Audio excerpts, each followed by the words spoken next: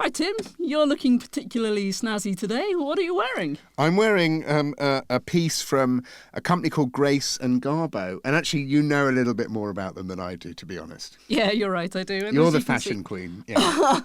I'm also wearing a piece from Grace and Garbo. So this is a delightful knitwear outfit set up in Birmingham. What they do is they source knitwear, quality knitwear from all around the world. So it's vintage, one-off pieces, many of which they then hand embellish, like the one you're wearing today with its beautiful purple flowers.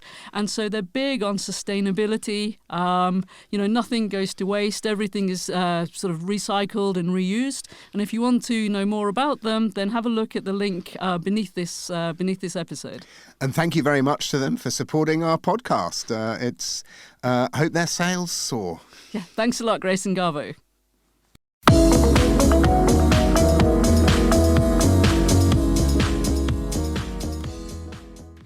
Well, welcome everyone to another episode of Science of the Times. I'm Tim Colson. Hello, I'm Syma Khalid. And today we're talking about migration. So actually human migration. So we're going to be focusing on humans. And this is your idea, actually, Syma, wasn't it? You, I think, went to a talk with our guest. Yeah, so I went to a science festival, which was the literature part of that was hosted by the independent bookshop in Woodstock, and I heard a really interesting talk by Ian Goldin about human migration, and he's written a book called The Shortest History of Migration. And as you know, Tim, my parents are migrants, my grandparents were migrants to the UK from Pakistan, and I think it just really struck a chord with me, to be honest. No, I think it's interesting. So, we probably all have a little bit of migrant in us at some point, given the way that people have moved around the world.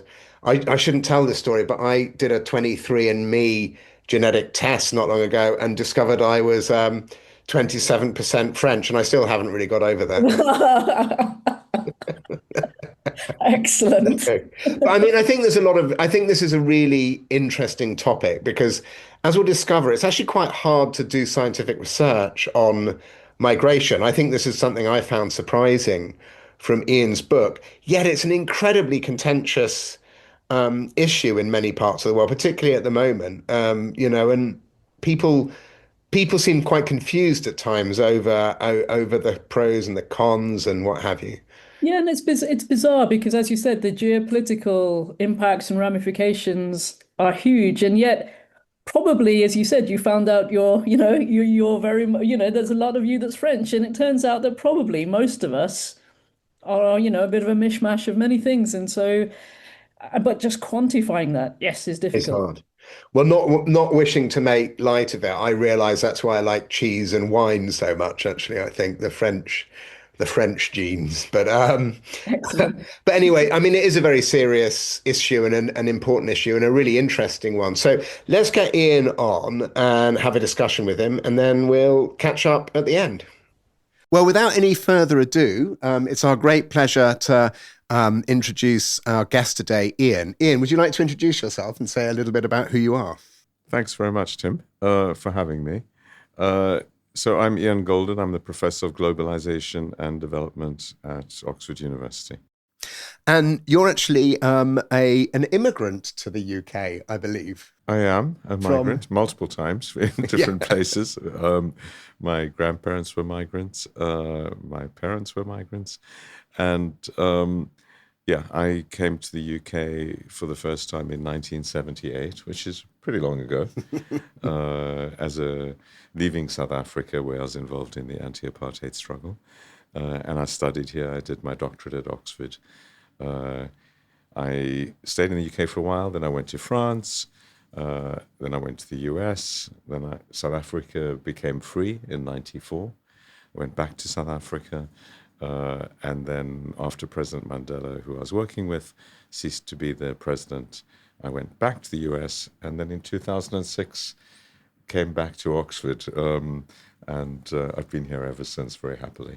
And the reason that this is relevant is you've written a book that's recently come out called The Shortest History of Migration. That's published by Old Street Publishing in the UK. And it's well worth a read. And that's primarily what we're going to be talking about today. And Syma is joining us online. Syma, do you want to kick off with a question or two? Yeah, of course. So, Ian, we met a couple of weeks ago, I think, at the Woodstock Science Festival, where I heard you talk about your book and was fascinated. And I think I didn't really get a chance to ask you then. So, okay, your family are migrants, you're a migrant. But is this sort of understanding of your roots, our roots, something that's always been within you, or is this something that sort of you look back on now and it's been of interest, and then that's sort of instigated writing the book, or has it sort of always been there? Yeah, great to see you again, Simon.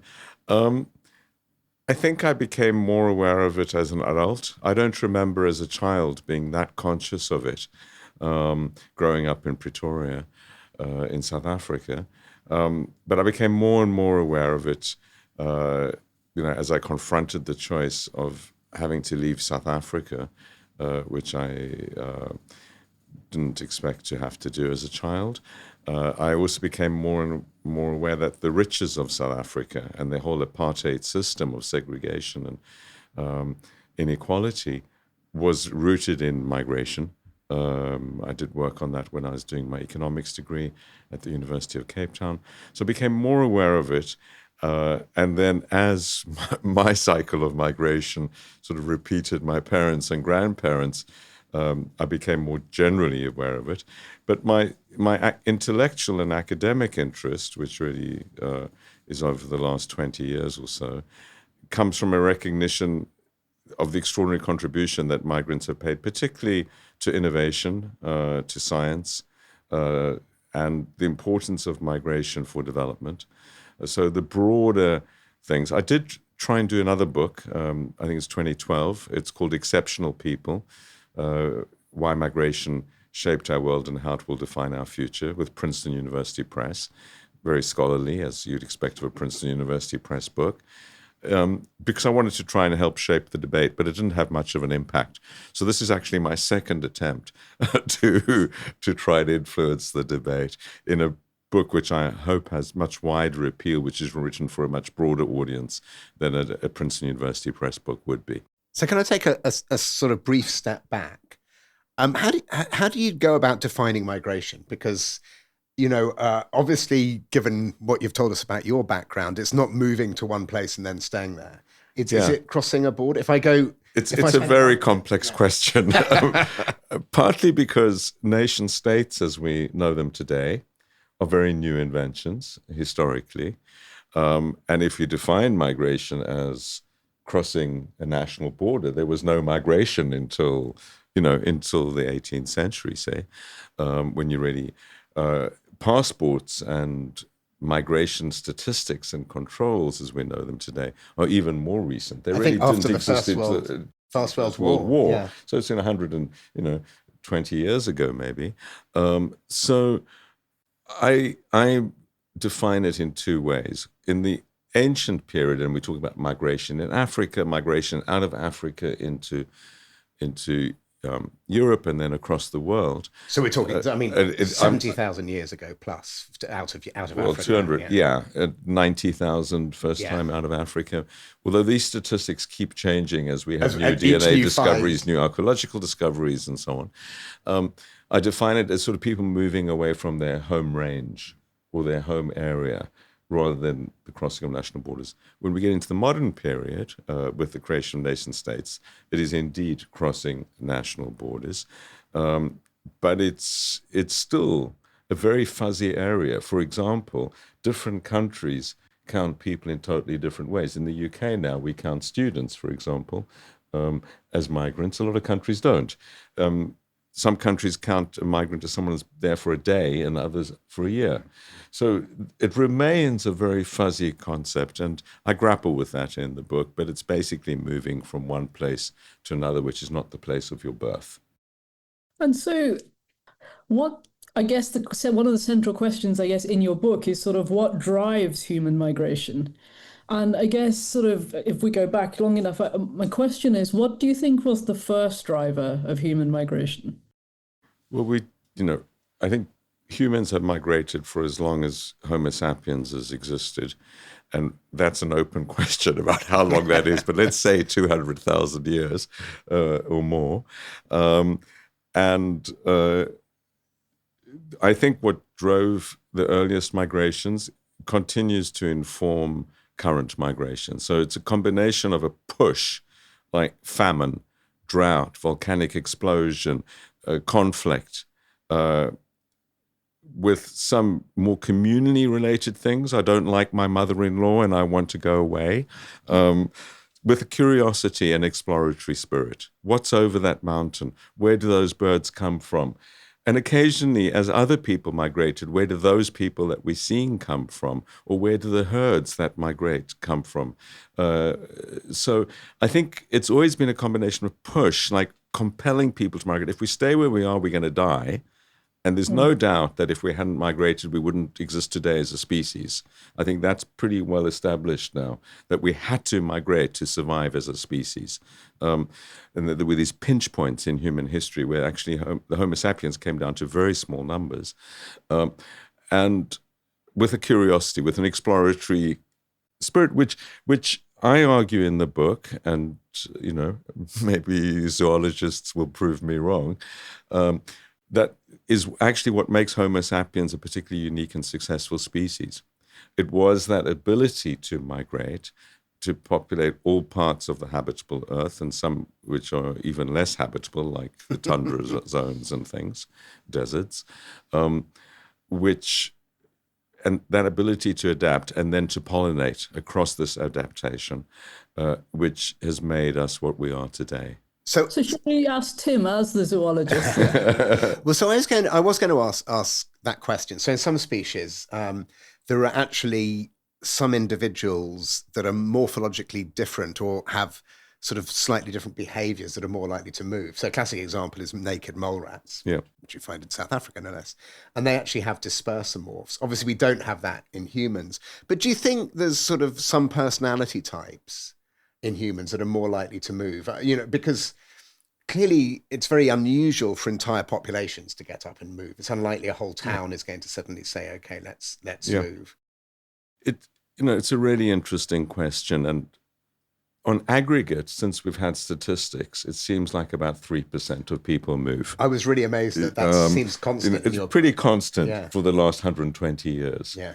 Despite, big bursts in violence and other things. I mean, there are big pushes. And then sometimes people that think they're not migrants suddenly become migrants. For example, the partition of India led people to suddenly realize, be forced to migrate. And we're seeing the same thing happening in Gaza today.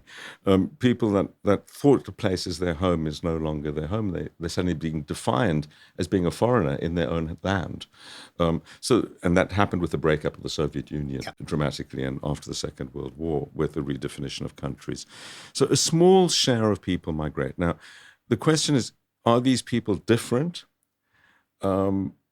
Physiologically or psychologically is an interesting one. They tend to be the risk takers. Yeah. They tend often to be, say, the oldest son or oldest daughter, typically. So one member of a family is sent out to often send money back to look for the others, or as a risk insurance. In my grandparents' family, all the members of the family fled, but they went to different places. In those that stayed behind, all died. This is both true of my grandfather in the pogroms in Lithuania, and my my grandmother in Vienna. Everyone that stayed behind was killed. So those that left, I mean, they did that out of compulsion, but a lot of people chose to stay. Yeah. Now, it might have been that the optimists stayed, right? They thought things will get better. The Nazis aren't going to kill me, or the kulaks, or whatever, not going to kill me. So it's not clear to me that there's a physiological thing. What we do know, and you'll know this, Tim, as a zoologist, is the interbreeding that humans did with the Denisovans, with the Neanderthals, was absolutely vital. It gave us lactose tolerance. It allowed us to live at high altitude. It obviously changed some of our features. A really interesting question, which I don't know if anyone has answers to, but we keep discovering, is why did we survive as Homo sapiens and not the Neanderthals, who seemingly had bigger brains than us. And one of the theories is because we're more able to migrate. We were more able to move, and also there's some theories around communal bonds and other things. So I don't think, and it continues to be a debate, that there's a particular personality type. Sure. I think it always psychological makeup. I think the circumstances determine who's going to migrate and not. But it is the risk takers. It is terrible migrating. You leave your family, you leave your community, you leave your home. You may never see them again, right? And you might never see them again. Certainly in the past, you will never hear from them again. Yeah. I mean, it's just unfathomable, really, today in the age of credit cards and WhatsApp to think about that. And yet people did it. And that's why I think they were exceptional, both as leavers and as people in the societies they went to. Yeah, Syma. I was just thinking the other side of thinking about that would be, and obviously I also come from a family of migrants, is that one way of looking at it is it's the risk takers and the exceptional people. But could another way of looking at it be they were the ones that were the most dispensable, so they were sent away? I don't, I mean, how do we tell, right? What's the scientific way of telling which one it was? Well, I think this is social science, not science, or anthropology, not science. In other words, every circumstance at the local level is defined by what's happening there, by the culture, by the attributes. Is it the oldest son or the youngest son that leaves? Is it, the boys, or as in the case in the Philippines, the girls that tend to leave? That's very locally and historically determined by a place. It might be that there's some generalizable principles around that, but I'm yet to find them. We should probably think about going for a break now. And if you're enjoying this, please subscribe, please like, please put in comments. We'll be delighted to do that. And we will be back in a couple of minutes. But just before we go, my wife's actually Australian, and her family, they moved out there. They migrated. They weren't deported as prisoners. But I was talking to someone over there not long ago, and he was bemoaning the fact, he said, in the olden days, you had to be a prisoner to get into Australia. Nowadays, they'll let anyone in. Anyway, we will be back shortly. Well, Syma, this is exciting. We've got a new sponsor. Yeah, absolutely. So we're being sponsored by PinGui Bags International, who are based in Oxford's world-famous covered market. They also have a website, don't they, where you can buy things. But you've got one of their products in front of you. What's that? I do. It's absolutely beautiful, actually. It's a smaller bag. It's called La Petite Crêperie Mini Grace, and it's from their spring-summer range. And it's a vegan leather limited edition clutch bag. And I have to say, it's beautiful. So it actually literally looks like a little shop front, and it's beautifully made. So you have one too, Tim? I do. So this is called the London 234 Crossbody Go Anywhere bag. It's made from canvas by Troop London, a British company. It's made from eco-friendly materials, and it's beautifully handcrafted. It's got lots of pockets, and it really is fantastic. So I'm certainly going to be using this to come down to the podcast with all my bits and bobs in it. It does suit you, actually. No, it does. It's great. And so PinGui refresh their range twice yearly. So if you want to know more, it's really best to head over to their website to have a look. And we'll provide a link at the bottom of this video. And thank you very much, PinGui, for sponsoring us. I hope we sold some bags for you. And while you're there taking a look at their website, please also hit like and subscribe to Science of the Times. Okay, well, welcome back. We're here with Ian Goldin talking about his new book, The Shortest History of Migration. And I think we're now going to continue with a little bit of trying to understand early migration before thinking about the costs and benefits. I think you've got a question, Syma.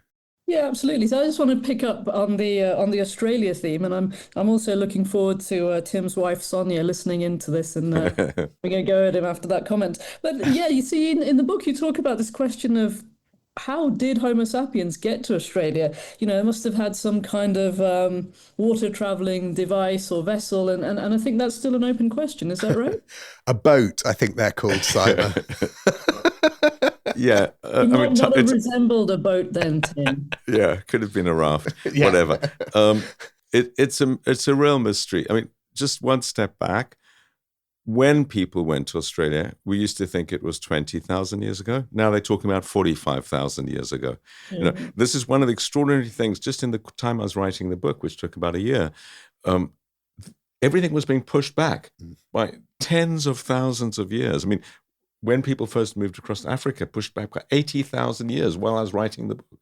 So new discoveries. So we don't know the answer to how they got to Australia. We do know it was probably during an ice age. So ocean levels were much lower, maybe 20 meters lower than they are today. So some of the areas that are currently submerged weren't, but that certainly wouldn't have got you to walking to Australia. It's still a lot of water to cross. And it's a great mystery, and it goes back to this point about how brave these people were. You know, they followed the birds, they followed the stars, but they really didn't know where they were going, and they still did it.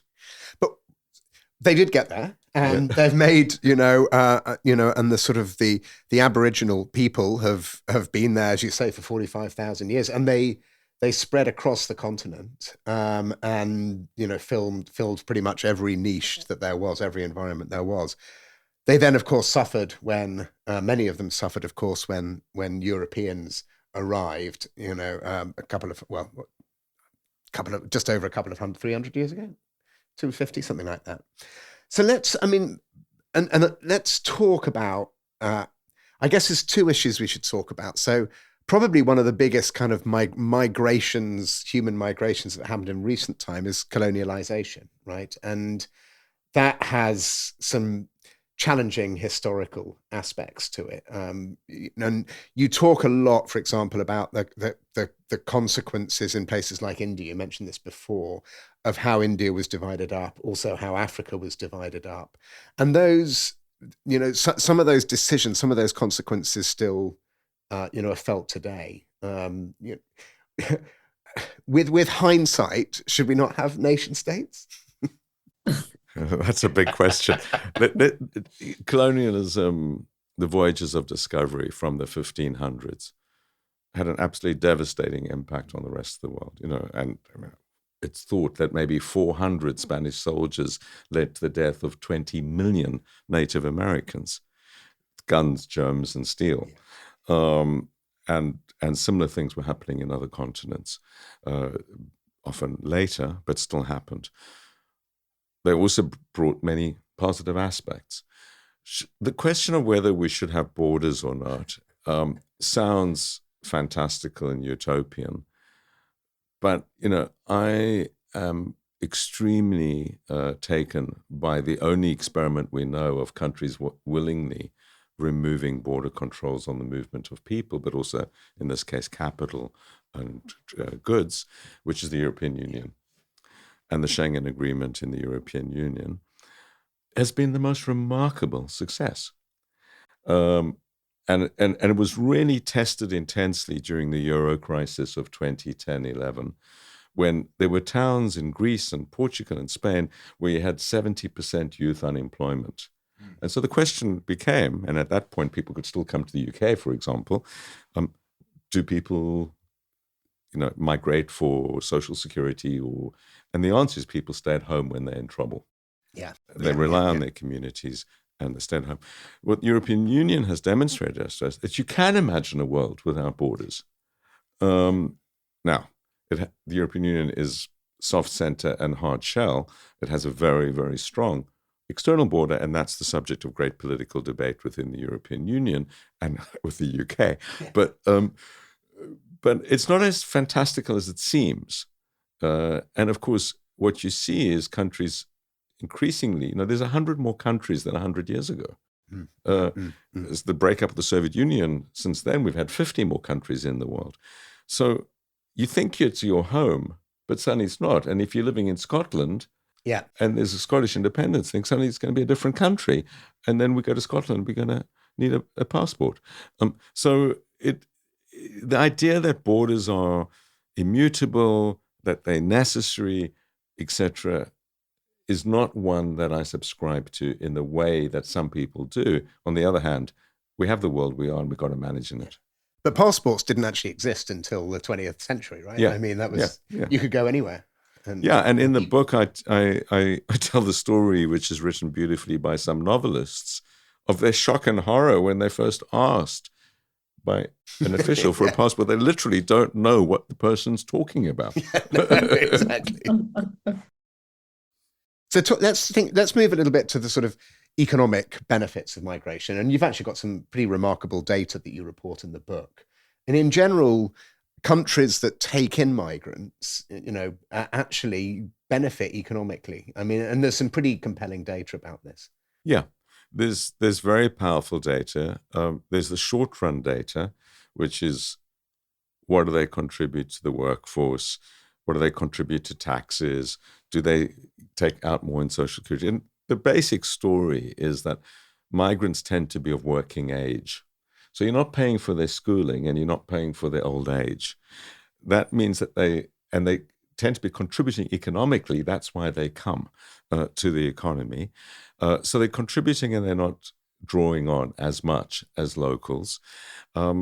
And if you create a situation where they can leave and take their pensions with them if they have them, that encourages that.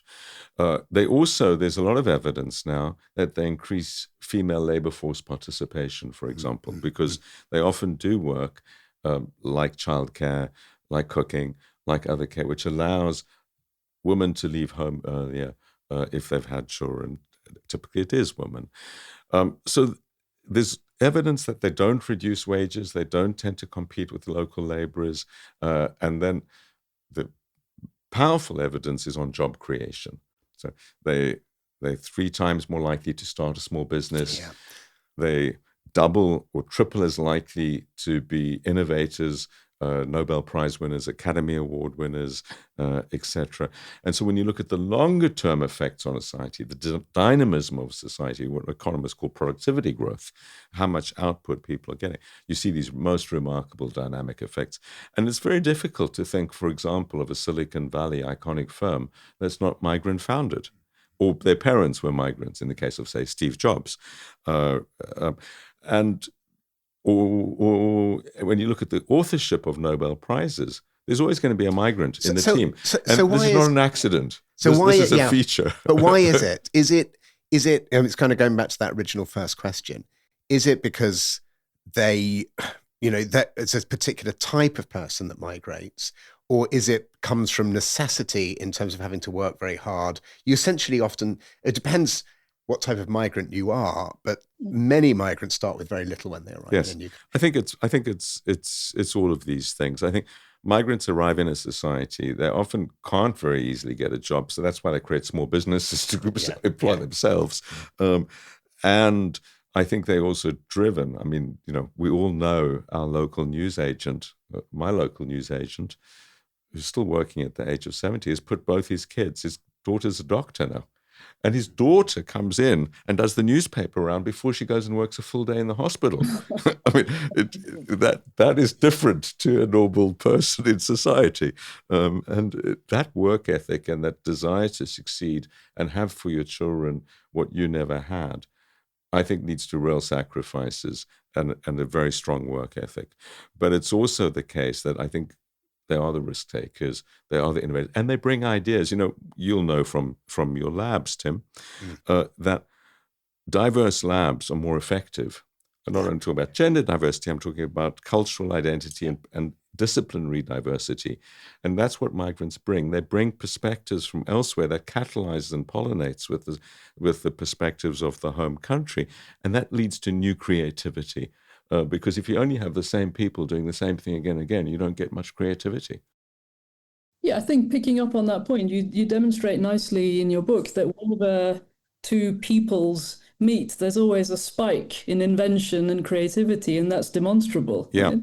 yeah. And I think for us, me and Tim as scientists, it's important for us to have those facts and figures. It's not just you saying this. We know this happens, right? It's a very demonstrable phenomenon. And you see it in the patent data. One of my research groups is patent data is one of the easily mineable big data sets out there.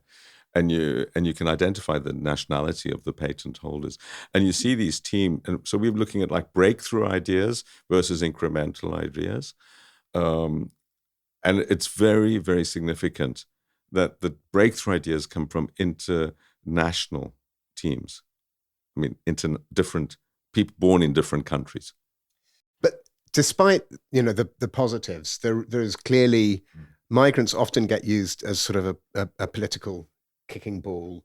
There are people out there who see migrants being successful and assume that they've taken their jobs or jobs that they should have been having. That's a very difficult needle to shift, presumably. So perhaps just kind of speculate a little bit on where that feeling comes from. Why is it that migrants are used in this way as a sort of political kicking? Well, I think it's important not to romanticize migrants. Yeah, exactly. The migrants are like other people. There are some criminals and bad migrants, and a lower share than the population as a whole, but they do exist. Of course. And there's some who are involved in things, and they do at times provide a threat and are used to undermine local wages and things. And that's why we need things like minimum wages, health and safety legislation, and ensure that migrants are documented and are subject to the same laws and rules as local workers. Because otherwise you do get a threat of employers using migrants as a sort of thin end of a wedge to undermine local terms and conditions. So that's important that they fall into the same strictures and that they pay tax, etc., as outsiders. So one is, and that's about as employers as much as it is the workers. It's about the government regulations and the enforcement of regulations, and I'm all for those. So I think one reason people resent migrants is because they see employers doing this abuse with migrants that undermines their own status, and they feel threatened by it. And that's right. Or one can at least empathize with it and try and stop it. I think another is that I think we are community species. And so when people do things in very different ways that we've been brought up to do them or speak different languages, we sometimes feel a bit uncomfortable. Or they might look a bit different. Or they might look a bit different. And I think that's about a number of things. I think it's about ensuring that you're not competing on housing, for example, on NHS queues, on public transport.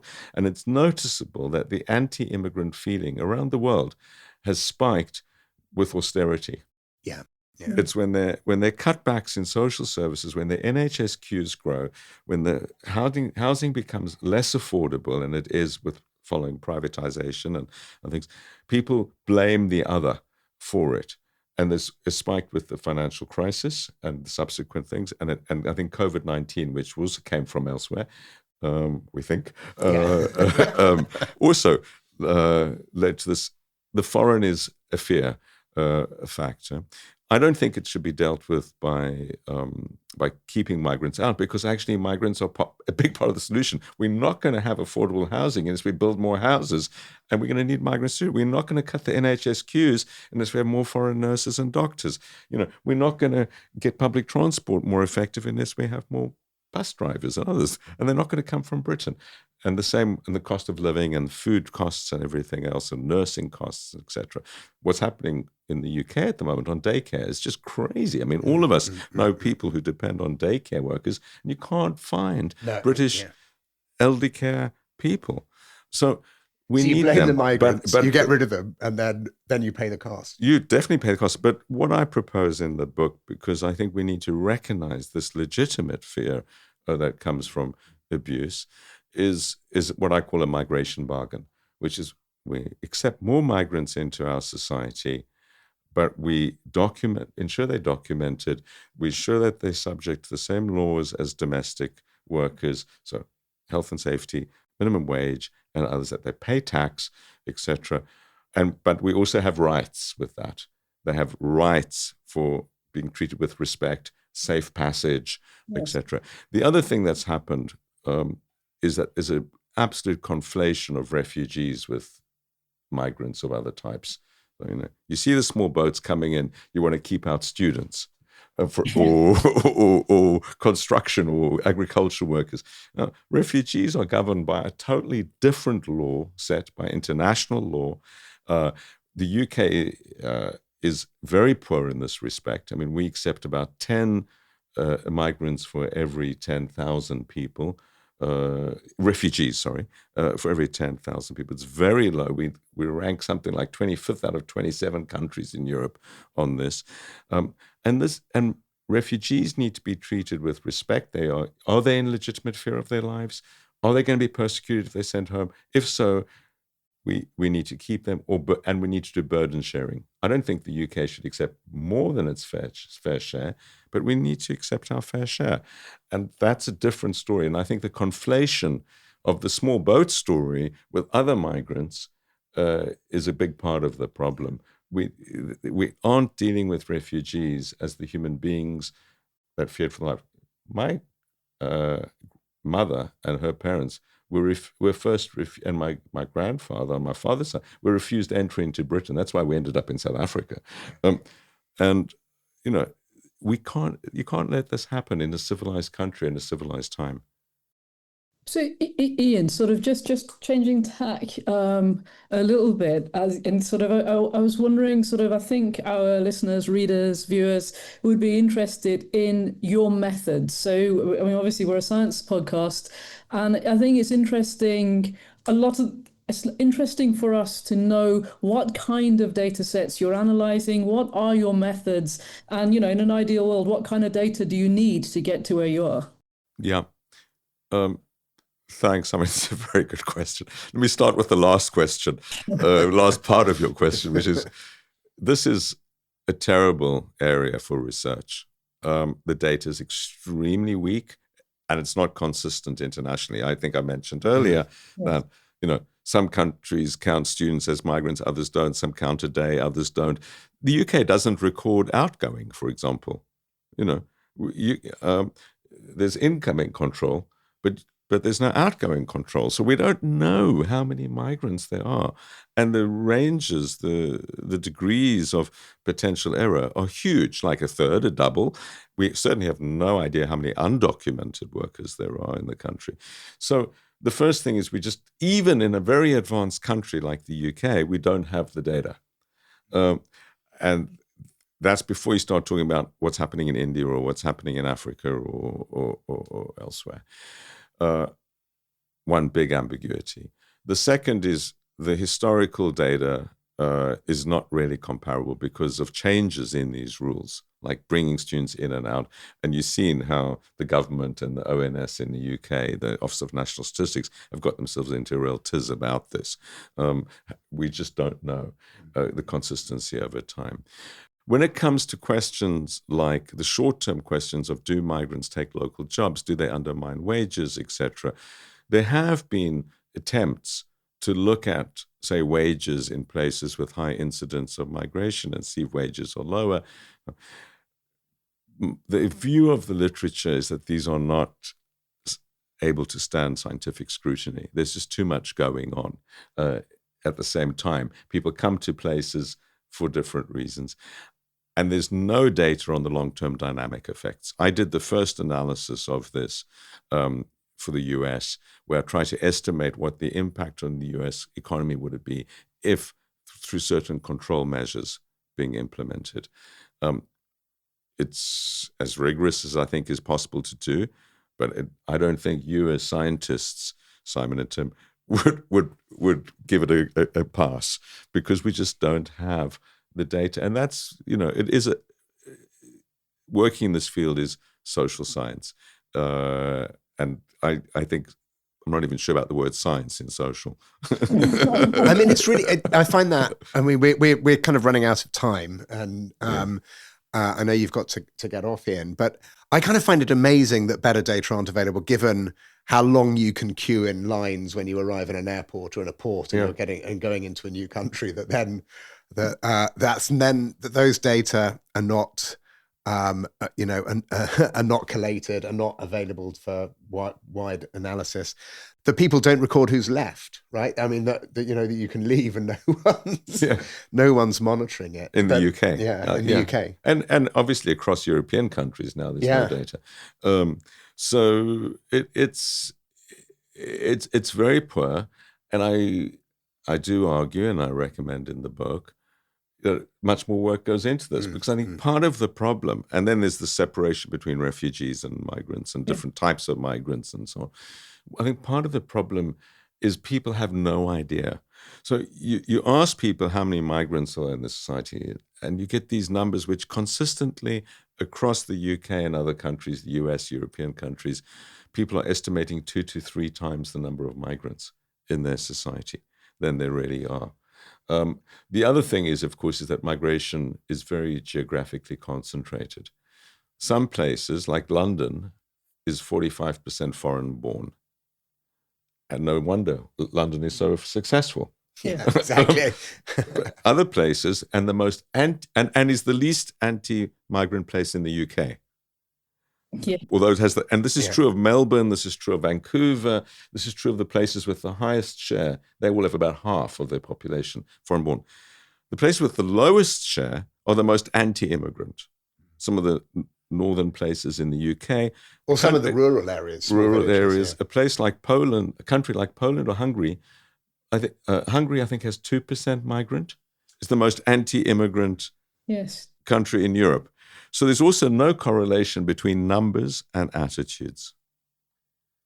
So I think we better draw this to a close, but good luck with the book. I mean, the book's great. Good luck with opening up a kind of broader discussion. I thoroughly recommend to our listeners to read the book, The Shortest History of Migration by Ian Goldin.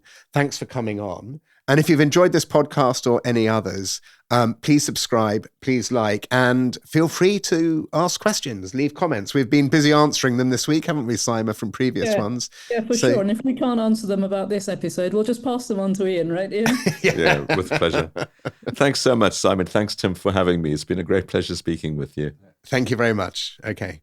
Well, I thought that was fascinating, Syma. I mean, an interesting personal story. You can see why wanting to understand migration is important for him, given the amount of times that he and his parents and his grandparents had moved around. Yeah, and they're clearly all remarkable people. I mean, I think he downplayed a lot of his own, his own migrations and the impacts he had. Because, as he said, sort of just alluded on briefly, he was working with Nelson Mandela at one point in South Africa. And then, he's an interesting guy. And I'm really, really delighted he decided to come on the podcast with us. I think one thing that, it is a contentious issue, and there will be some people, who are not going to be persuaded, even after the arguments that he's made that migration is a good thing. I was interested in his distinction between migrants and refugees, right? Because his definition earlier on was migrants who have crossed an international border, but refugees have done that as well. So I think it's the way that they're treated, and the way their circumstances are taken into consideration. Yes, I think so. And I think, and I think the difference is, as he was saying, that, when migrants come over, they're of working age, they come over, they work, they sort of, they are seen. And this is the key, they're seen to contribute in a way. And then with refugees, they're fleeing for their lives. Right? They span, I imagine, I'm not an expert in this, I imagine they span a wider range of ages, and they're literally fleeing for their lives. And so the circumstances surrounding their movement is completely different. And as he said, the laws surrounding those are different. I also found fascinating what he was saying about, we touched on this when we talked at the intro about how difficult it is to quantify any of this, and how across different countries the information we have is different. And it really made me think, I don't know what, something switched in me, something that my grandfather used to say.